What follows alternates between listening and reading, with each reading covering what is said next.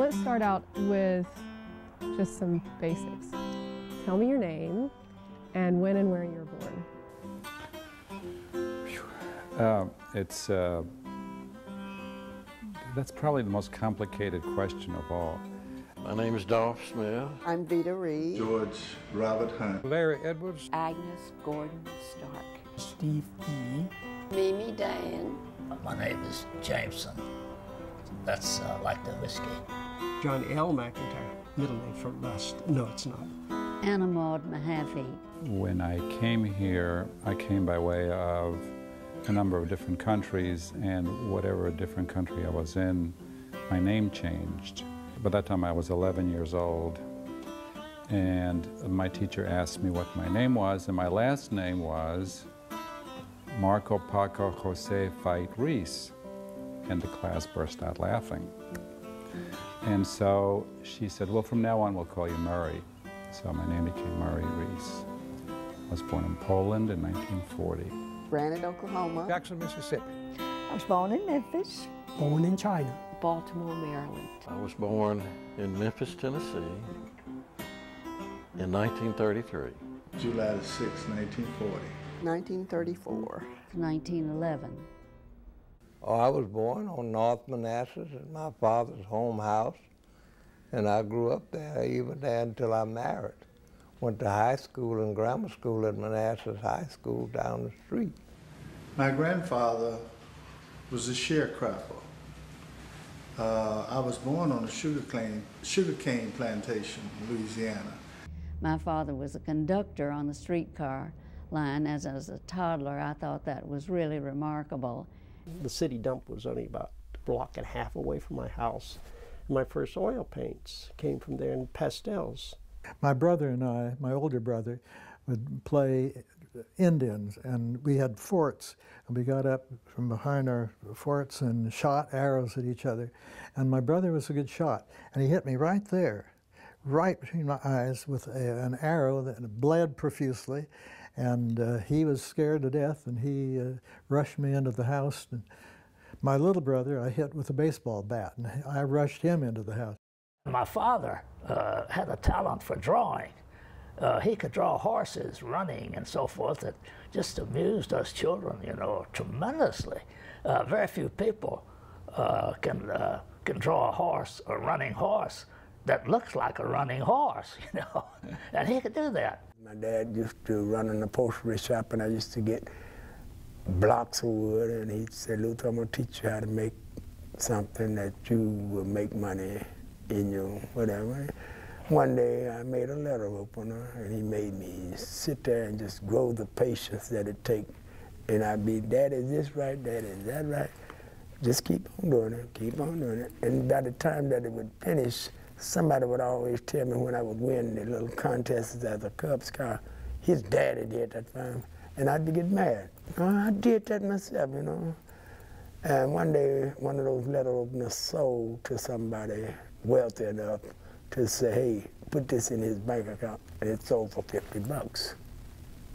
My sister and I were always interested in creating. That's all we ever wanted to do. We had a backyard full of trees, and at that time, little lead automobiles were for sale, and little lead soldiers and whatnot, and people. And we went in and out of those trees. I mean, we made roads, towns. We took, at that time, they had matchboxes that were made of wood, little tiny matchboxes made out of cardboard now, and they were wonderful to cut apart and make little houses and whatnot with. So we made all the little houses and villages and oh, just all in and throughout. And we just keep adding to it, adding to it, and adding to it. I had my father show me how to draw. So we'd sit down at the kitchen table after supper. All the dishes would be cleared, and the table would be out there nice and clean. And he'd bring out what he called his pencil box, but it was more than that. It had all kinds of stuff in it. It was made out of cedar, and I remember that smell. So, and then he would show me things like how to draw a log cabin. Well, log cabin is difficult because you have to go one log over another log and then another log over that one. And to draw all that in perspective is a challenge. I can't remember a time when I didn't draw. One day I was sitting around the table with I was about 7, I guess. I was sitting around the dining room table with my father. And my father looked at me and said, "Why is it, baby," he always called me baby, "Babe, why is it that you always make sketches of faces? Why do you always do faces?"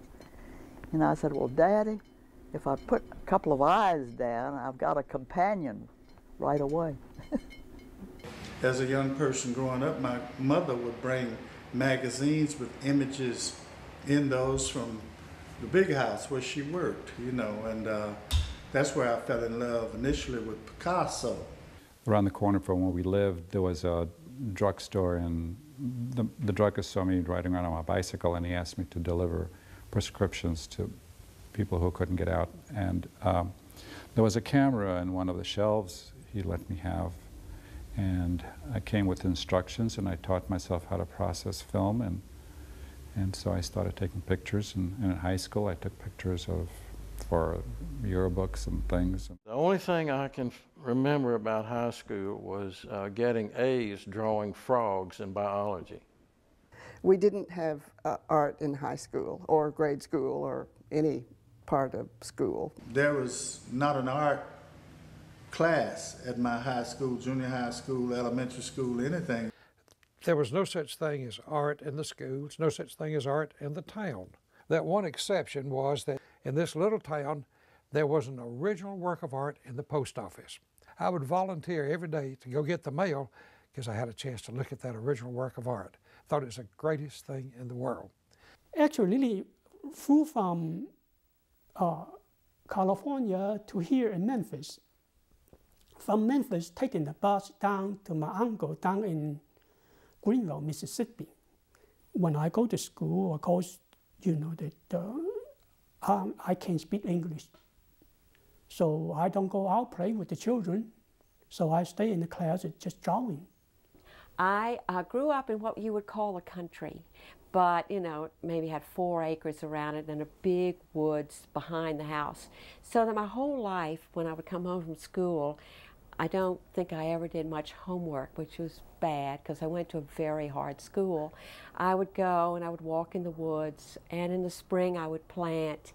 And I just love the colors and the textures and just the freedom of being in a country setting. Probably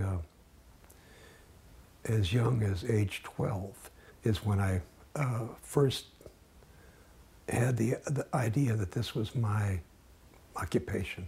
This brother who was the artist, Ken, his name is Ken, Ken gave me a painting set for Christmas, you know, a child's oil painting set. And I played with that. I was obsessed with that thing. My sister bought her boyfriend a camera when I was in the 8th grade. And I was just there when she was showing him the little brownie camera. And he said, "I don't want this old thing." He wasn't interested. And I was just egotistical and asked her to let me take the camera and let me use it and take pictures and go to school. When I went to school the next week or so, Joe Lewis's wife, Marva Trotter Lewis, which Joe Lewis was a world heavyweight champion, and she came to visit our school, and I just got up out of the back of the school and was photographing her like the yearbook photographers and news photographers that was there. But the children just laughed at my taking pictures. But I was identified after the next week when they saw the pictures, they were all right. And I was just fascinated with how people were working at the wheel, and it just caught my imagination, and I thought, I've got to try this. So the next year I signed up for pottery in Thorne Edwards' pottery class, and I got hooked for life.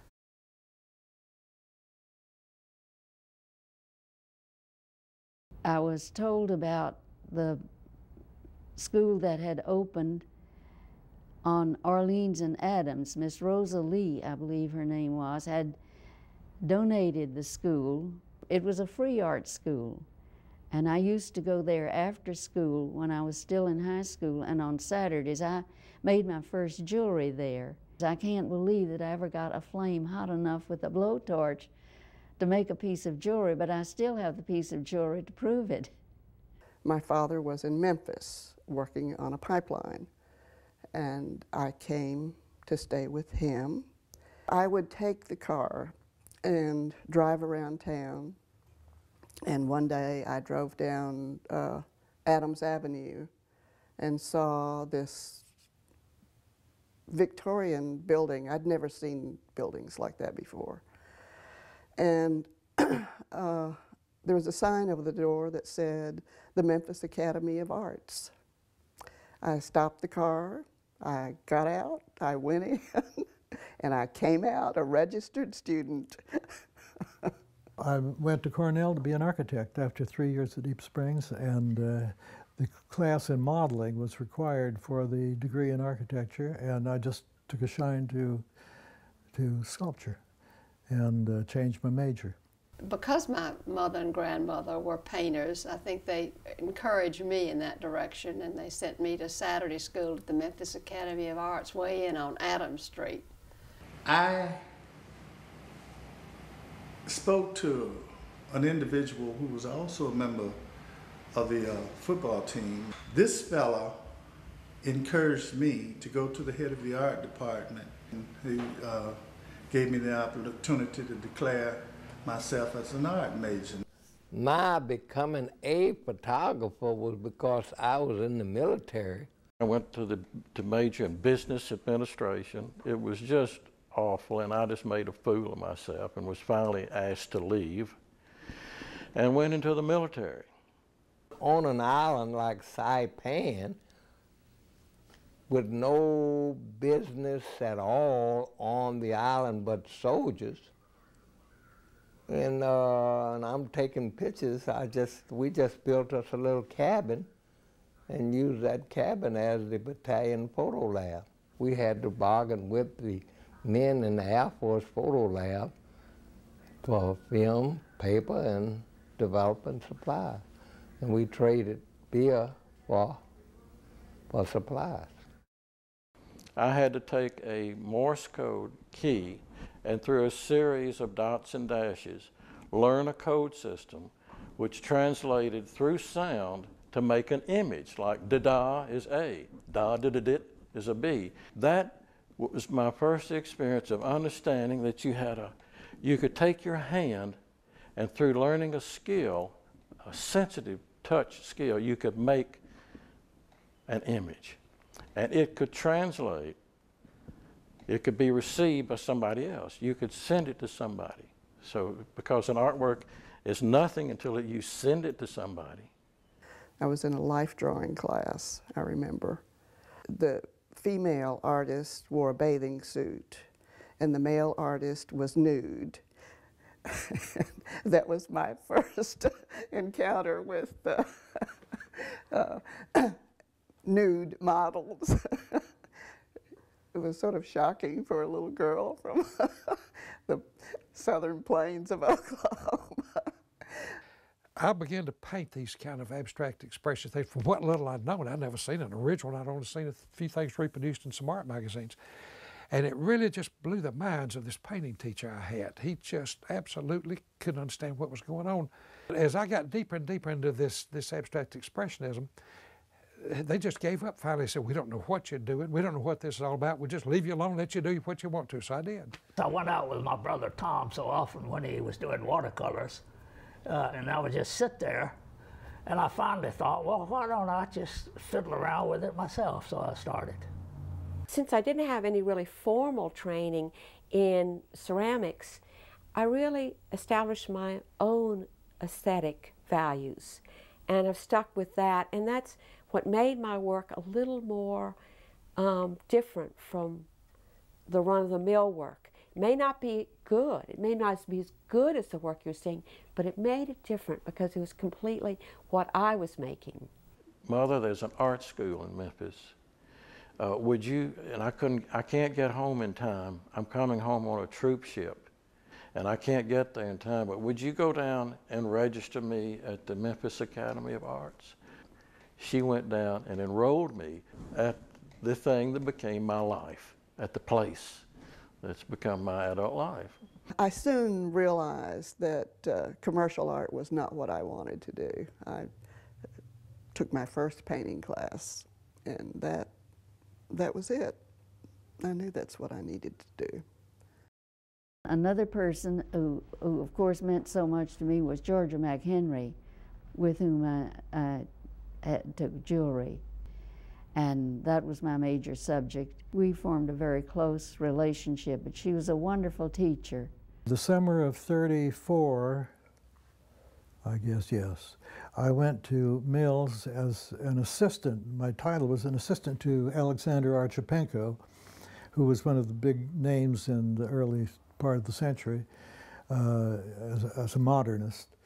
And then the following summer, I went to Cranbrook to work with Carl Millis, whose work I admired and who was teaching at Cranbrook Academy of Art outside of Detroit in Bloomfield Hills, Michigan.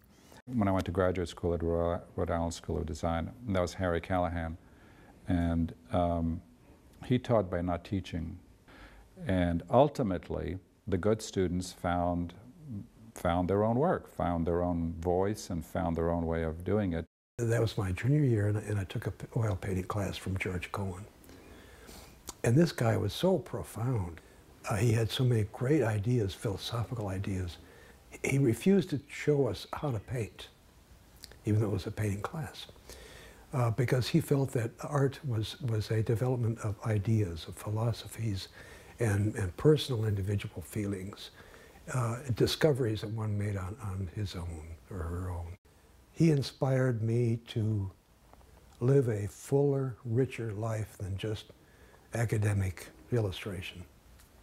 It's not so much what you learn from people, somehow, as how they affect you through their own bearing and their own being. Actually, the one who encouraged me the most he and I were always at each other's neck. His name was Ralph Fabry. He was a painter, and he would make me do paintings so that I would see the principles of light and color. He was a dedicated impressionist. I realized much later that what he taught me served me so well in photography.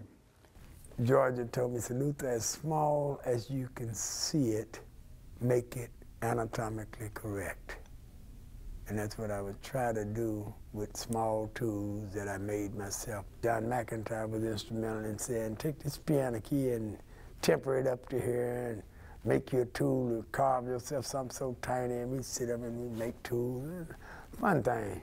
I can't leave out Burton, although he never taught painting. Burton was the first teacher I saw when I began at the Art Academy. It was in basic drawing, and he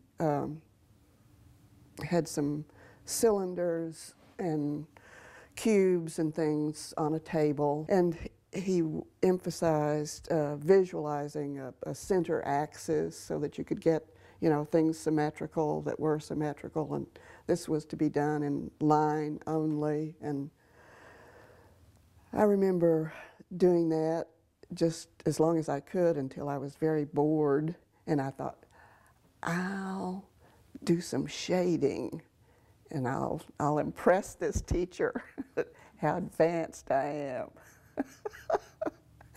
And so I proceeded to put shading on my cubes and cylinders.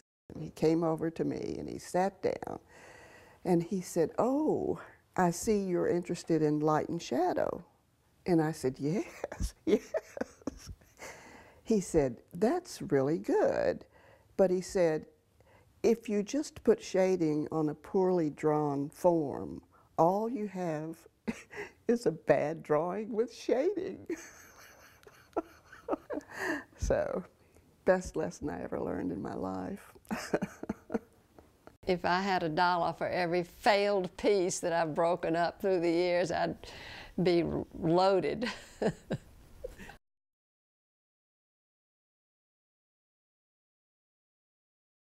I met Betty Parsons in Martha's Vineyard, as a matter of fact. It's the first memory I have of her with a seagull flying overhead.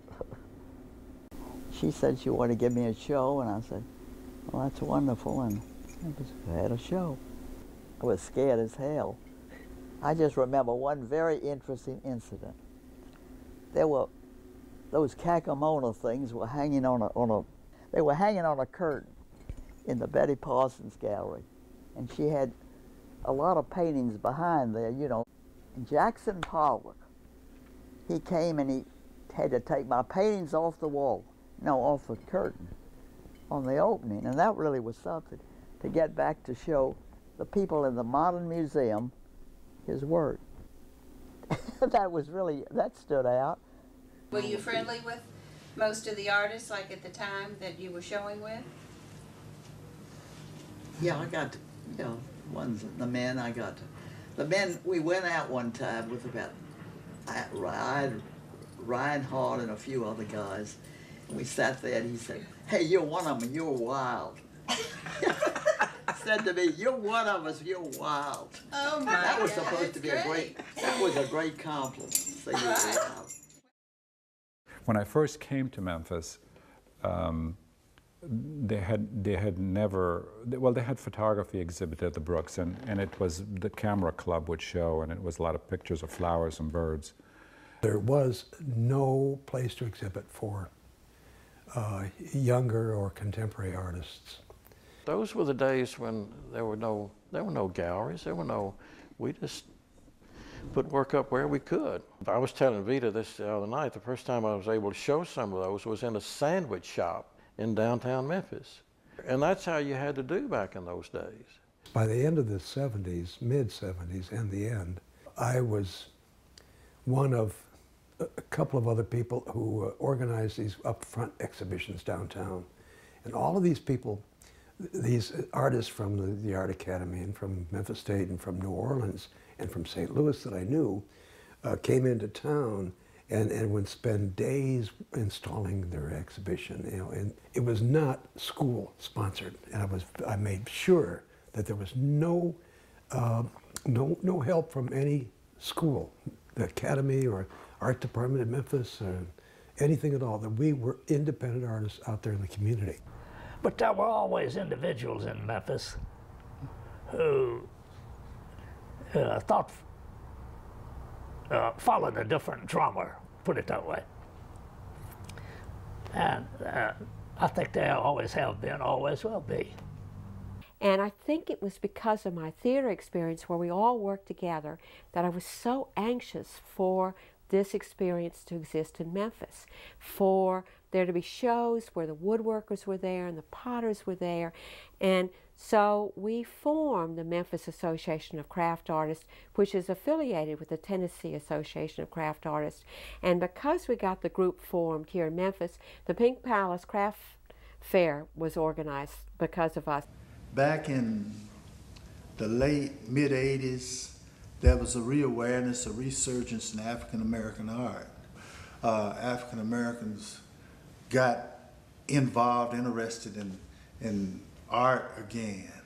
And I painted, and locally I remember some people that were very supportive of my work.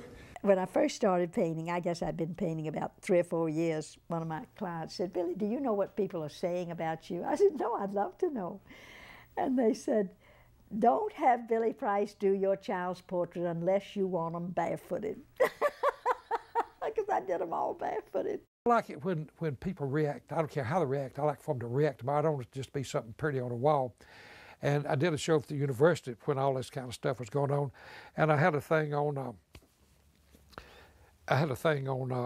rape, men abusing women and raping women and stuff like that. These were gigantic things, and big things on paper. And I was walking along, kind of looking at the show, and this woman was there with a little kid about this size. I like little kids. This little kid stopped in front of this thing. He turns to my face, he says, "Mama, I'm scared." And I thought, right on, kid, that's what you're supposed to be.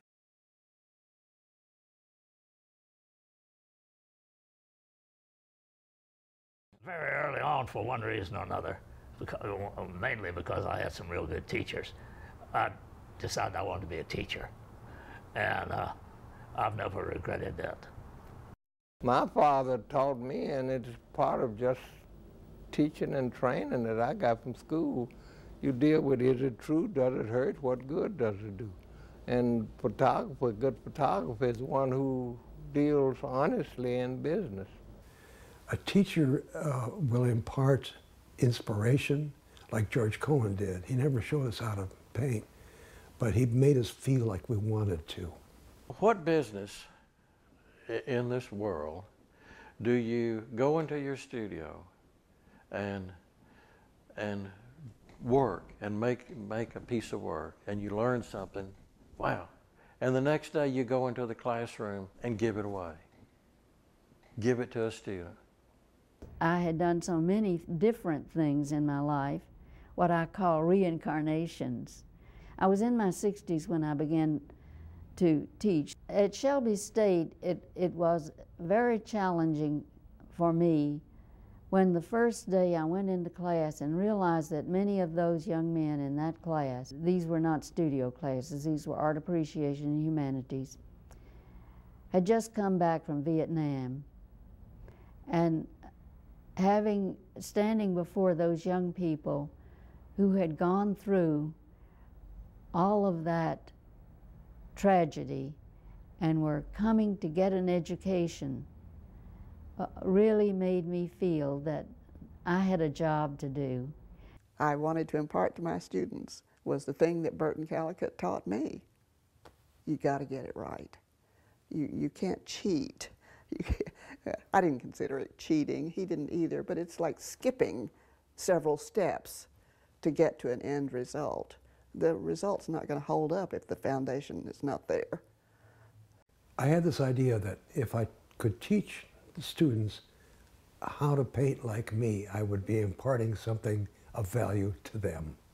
Why not encourage the student to do what the student wants to do, rather than impose some kind of style or behavior? I learned so much from being a teacher. I mean, you can't avoid that part. You know, there's got to be a give and take. When you get a student who really begins to understand what you're talking about, it's just watching the light go on. And sometimes they would think I'm cuckoo, and sometimes they'd get it. And when they get it, it just makes your heart flutter. I taught at Carver 36 years. I would see young people who would come in and be quick to take out their materials and do certain things that they were afraid to do yesterday, and talk about maybe what they were going to do tomorrow. Not only with me, but with each other. You know, when you're critiquing a photograph, a lot of it is arbitrary. And there are some ways that are better than others to make art. And you've got to let the student know when they're off track on that. When you teach a beginner's class, you say, this is a light meter, and you know that that's true. That's a light meter. You can't argue with that. But as soon as you get past that, then you get into the areas that begin to be about seeing and being about expression. That's when it gets hard. Teaching is harder in that sense that you have to pay more attention to the students. How they feel, what they think, where they're coming from, in order to be a help to them as a teacher. I used to teach classes of 300 in a section. I did a lot of nutty stuff. I'd run around and jump off the platform and run up and down the aisles and hit them in the head and throw things at them. One day I was just more rambunctious than usual, running and leaping and whirling and dancing. And as the class got with it, they were laughing and applauding and yelling and saying more and more and so on. After class was over, I thought, I am the world's greatest teacher. So I walked up to the student union to get a cup of coffee, went in, and you know these plastic chairs that they put all those kind of places. Got my coffee, sat down in the chair, and I thought, God, somebody spilled some ice here. And I sat right down in it. They've spilled a Coke and some ice. I got up, wasn't anything in the chair. Sat down again and felt this cold and looked down again. And I reached around and the back of the seat of my pants was totally gone. It ripped completely open. And these sorry students knew I didn't know it. And the more they'd holler, the wilder I'd get. And they'd laugh and carry on. I thought, I'm the world's biggest fool. I'm not the world's greatest teacher. I finished at Yale in '36. And by then I had a job. I was one of the luckiest persons in the world to get a job teaching at William and Mary. And I told influential friends, Telluride Association to be exact, that I was going to be teaching, and I would like to go to Europe and see things that I have to talk about. I'll be teaching art history and also teaching modeling, sculpture. And I got $400 fellowship to go to Europe, with which I went to 5 countries in 5 weeks, saw all the stuff I wanted to talk about, and there I was in Europe.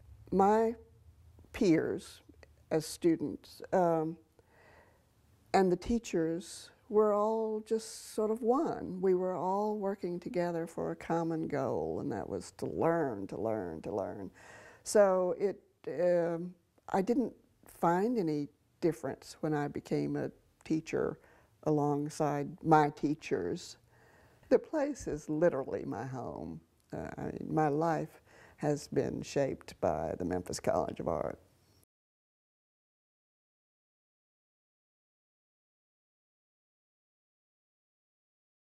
You move around when you, well, I do anyway, when I paint. I don't sit at a drawing board like Norman Rockwell or something like that and work this way. I can't do that. I feel more like I'm a folk artist. Whatever that term implies is that I do whatever I feel like. I'm not so in tune with tradition so much. X-Acto knife can do this, a box cutter can do it. Anything you cut a notch with, just take a triangle and draw it, a little image forming. If you work from a photograph, that's all you have to go by. It's a static set, and the painting's almost going to turn out that way. When you work from life, you've got the expression in their eyes, and as they talk, you get to see all these wonderful little shadows that fall as they talk, and sometimes a little crinkle will come up in here that brings out the expression that you want to get. The interaction of color and form is very important to me. And when I get it right, there is this feeling of inevitability about it, and the sense of wonder never grows old. It just feels right, and you know it when you get it right. Learn how to look, observe the subject you're going to paint.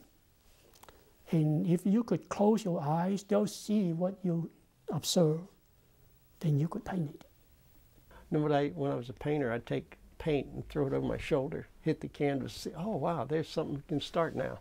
I usually start with a charcoal drawing, very light. I mean, just to sort of mark off places that colors need to change or things need to happen.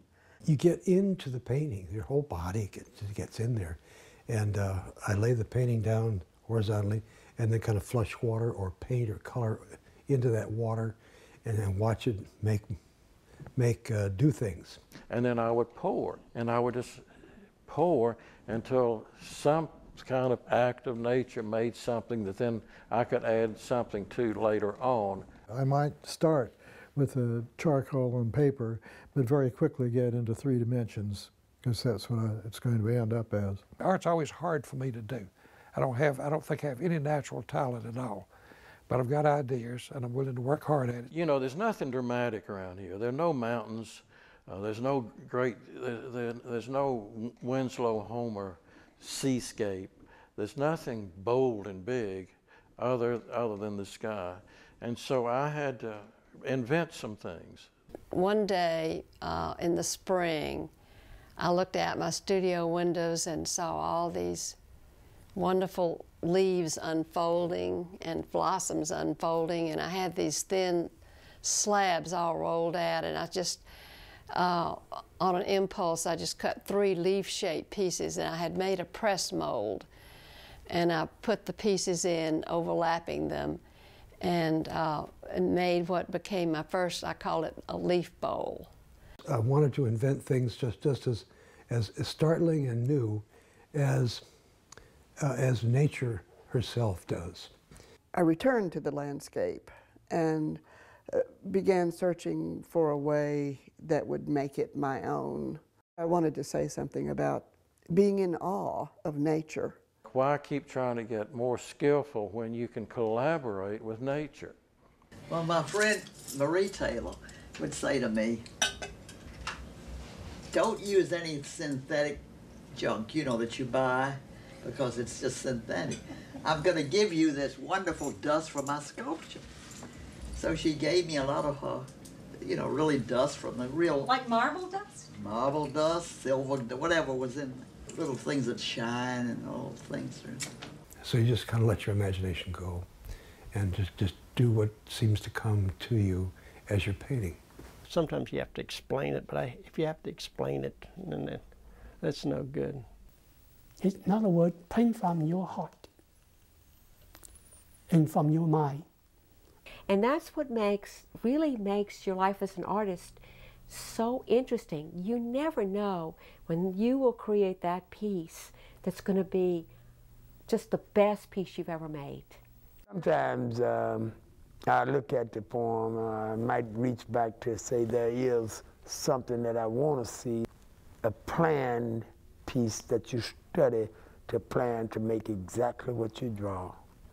I think as an artist, I think most artists are always seeing things, so to speak. You might not admit it in just that way, but you're fashioning imaginary things a lot of the time. As I worked, it was just so much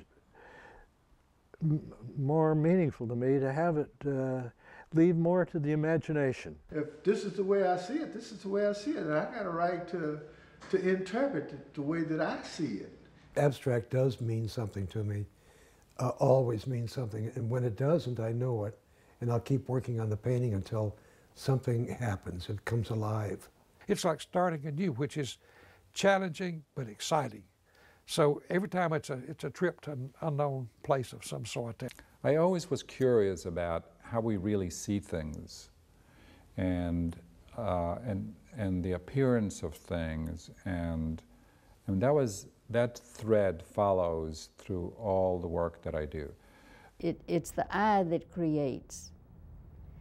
And when I'm taking a picture, I try to see it whole. In fact, I'm doing the same thing I might be doing with a drawing or any other thing that I create. I'm seeking something that's already there. It's all finished and there, but I have to use my eyes very creatively to see exactly where it is. You have to have your own vision. You have to have a sense of morality, honesty.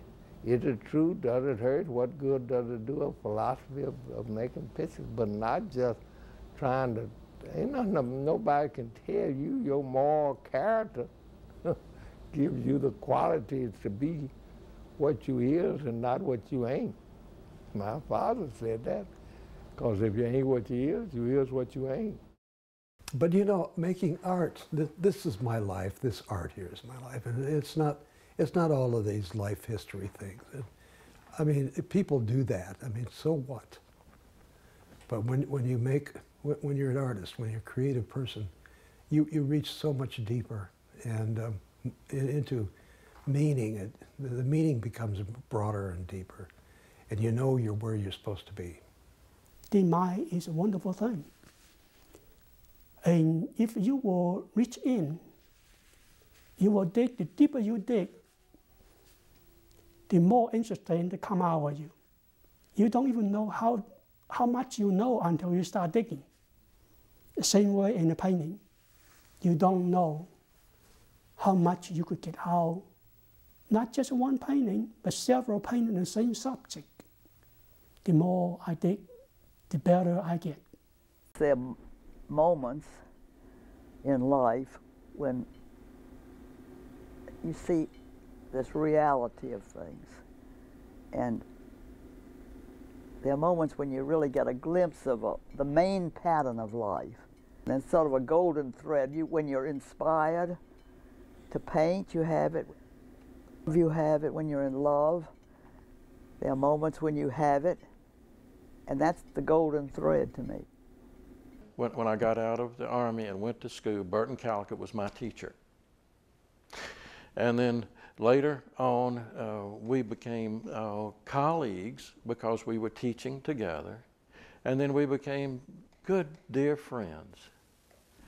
And then one day, Burton came to me, and he had this old beat-up book. I had developed the paper-making program at the college and the book program. And he came to me and said, "Dolph, can you help me fix this book? I want to give it to a friend." And I said, "Why don't you come to class and we'll do this. Just come to my class." And so I'm going to lose it here.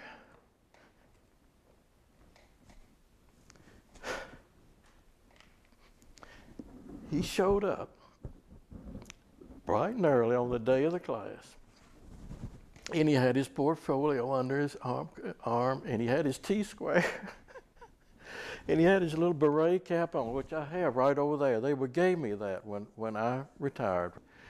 And Burton was there as this little student, and he, as my student. And it was just the most wonderful moment of my career, I think, to have gone to school to him, taught with him, been his friend, and then he was my student. The best thing about being an artist, I suppose, is that you have a direction that is very close to you, that you have an urge to follow, and that if you do follow it, there's great satisfaction in it. I started thinking about how to do it so that how I can find my voice, and then I realized that the best photographers or painters or anybody like that had an individuality, and they followed the thrust of that individuality. I needed to find a way that would convey my feelings about nature. And so finally I have developed a way. And actually it's, you know, it's still evolving. But once you discover who you are, what you are, the art then comes out of whatever it is that makes you unique. And the art's going to be unique that way. It doesn't have to be weird, doesn't have to be strange or anything, but it's going to be yours. May not be any good, may be great, who knows? These are just variations of that same feeling of being alive. Well, I'm worried, won't be worried long. Well, I'm worried, baby, won't be worried long. Well, I'm worried, won't be worried long. She's little, hold her in my arms. She's a little bitty woman, hold her in my arms. She's a brown skin baby, sure do you know good. Hey!